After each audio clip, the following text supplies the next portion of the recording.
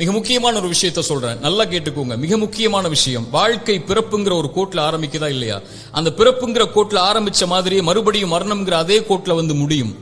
பிறக்கும் போது எப்படி ஒண்ணும் இல்லாம வந்தானோ அது போல மரணிக்கும் போதும் ஒண்ணுமே இல்லாம எல்லாத்தையும் விட்டுட்டு போயிருவான். அவனுடைய செல்வம், சொத்து, குடும்பம், குழந்தை எல்லாத்தையும் விட்டுட்டு ஒண்ணும் இல்லாம பிறந்தது மாதிரியே போய் சேர்ந்துருவான்.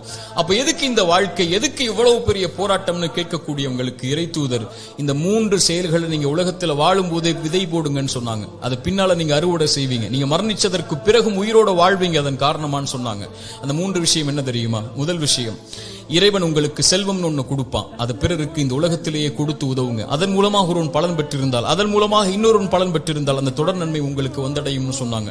இரண்டாவது, இறைவன் உங்களுக்கு கல்வின்னு ஒண்ணு கற்றுக் கொடுப்பான். எதுவா இருந்தாலும் சரி, ஒரு எழுத்தா இருந்தாலும் சரி, அது பிறருக்கு பலன் பெற கற்றுக்கொடு. அதன் மூலமாக அவன் பலன் பெற்றிருந்தால், அதன் மூலமாக பலன் பெற்றிருந்தால் அந்த நன்மை வந்து சேரும்னாங்க. மூன்றாவது, இறைவன் உங்களுக்கு குழந்தை ஒன்று கொடு